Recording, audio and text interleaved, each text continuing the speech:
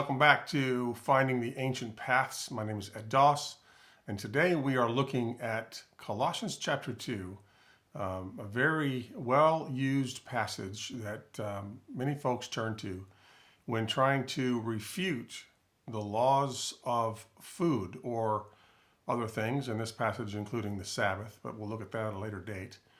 So let's go ahead and jump right into it so we don't take too much time on this video. Colossians chapter 2, and we're going to start right here in the boxed area because that is the passage in question. That is the one that people use the most. So we'll start there where it says, "Therefore, let no one pass judgment on you in questions of food and drink, or with regard to a festival, or a new moon, or a Sabbath. These are a shadow of things to come, but the substance belongs to Christ.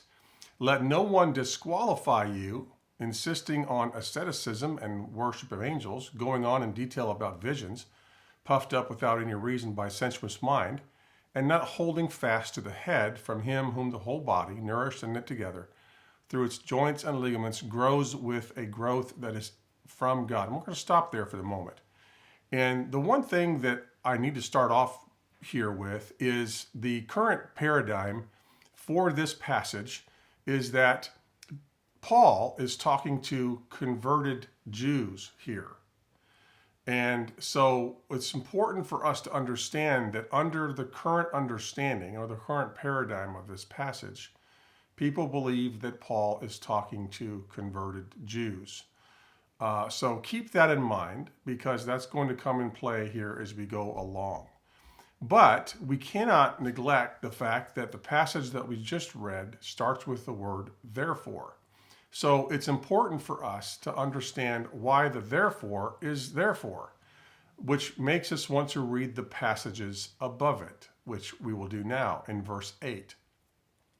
"See to it that no one takes you captive by philosophy and empty deceit, according to human tradition, according to the elemental spirits of the world." So right off the bat, we can see here that Paul is talking about worldly issues, worldly traditions, philosophy, deceitfulness, and the elemental spirits of the world. Many people have tried to tell me in the past that he's talking here about the old law. And again, let me reiterate that in no way, shape, or form is the law of God to be considered philosophy or empty deceit, and certainly not human tradition. So it's important that we know from which Paul is coming from and where he's going as we read this passage. Verse 9, "For in him the whole fullness of deity dwells bodily, and you have been filled in him, who is the head of all rule and authority. In him you were also circumcised with a circumcision made without hands, by putting off the body of the flesh by the circumcision of Christ, having been buried with him in baptism, in which you were also raised with him through faith in the powerful working of God, who raised him from the dead. And you, who were dead in your trespasses and the uncircumcision of your flesh, God made alive together with him, having forgiven us all our trespasses, by canceling the record of debt that stood against us with its legal demands. This he set aside, nailing it to the cross. He disarmed the rulers and authorities and put them to open shame by triumphing over them in him." So, I can't tell you how many people have tried to tell me that this passage tells us that God's holy law was nailed to the cross. If you think that God's holy law, which is called perfect and amazing and awesome throughout the scriptures, was nailed to the cross when Jesus was put there, then you need to read this passage again. Let's read it carefully where it says in verse 14, "By canceling the record of debt that stood against us." What was our record of debt? Our sin. The record of debt that said we needed to face judgment for our sin. That was nailed to the cross.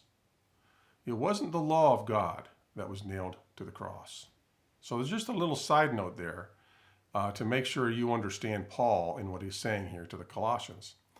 And then we come to our famous verse where we talk about food and drink, festival, new moon, and Sabbath. Again, the paradigm here, the understanding here by many people is that Paul is talking to converted Jews and basically telling them that they no longer have to worry about issues of food and drink, which comes straight from Leviticus chapter 11, or issues of festivals and new moons, which comes straight from Leviticus chapter 23, or the Sabbath, which goes all the way back to creation. And so the understanding is that Paul is telling these converted Jews not to worry about all of these things. But is that what is happening here? What if Paul was talking to Gentiles? If Paul was talking to converted pagan Gentiles, then the meaning of this passage would take on a completely different light. In other words, he's telling them not to worry about these new convictions that they're taking on.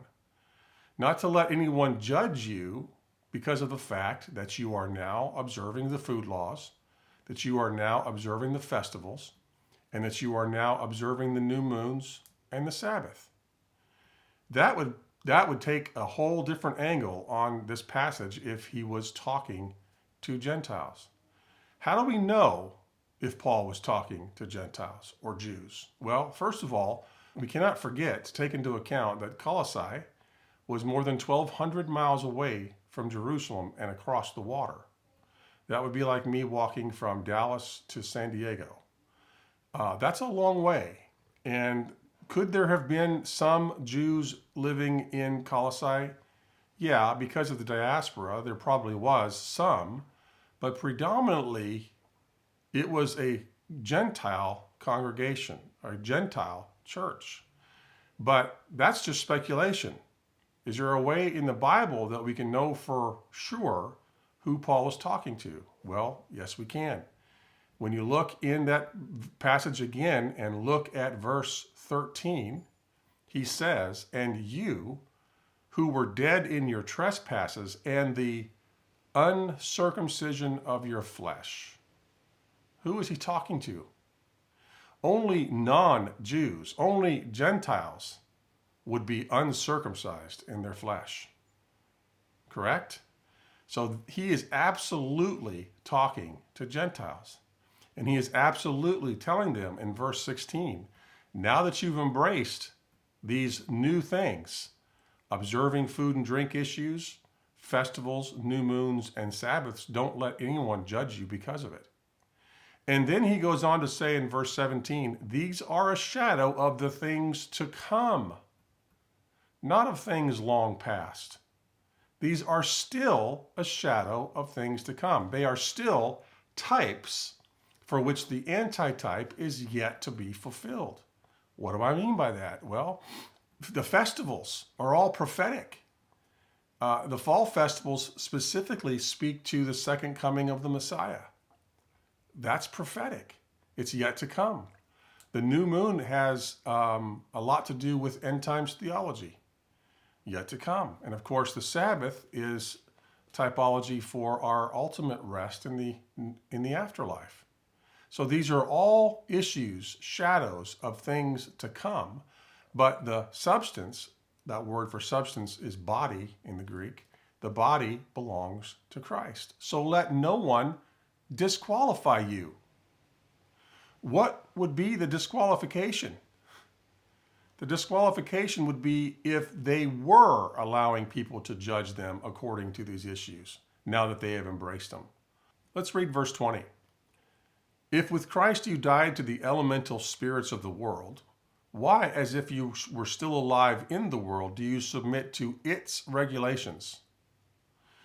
The world's regulations of do not handle, do not taste, and do not touch. Again, too many people look at that and think that it's speaking about the law and its requirements. But Paul specifically says these were elemental spirits of the world submitting to its requirements, referring to things that all perish as they are used according to human precepts and teachings. These have indeed an appearance of wisdom in promoting self-made religion and asceticism and severity to the body, but they are of no value in stopping the indulgence of the flesh. What is asceticism? Well, asceticism is like extreme self-denial. Monasticism, which is kind of like being a monk and separating yourself and not touching or eating things, even good things. This is what was going on in the world in that time. And it's important for us to distinguish the difference. So, is Paul telling these converted Gentiles to not worry about food and drink and Sabbaths and festivals? No. He's telling them, don't worry about being judged now that you've embraced them.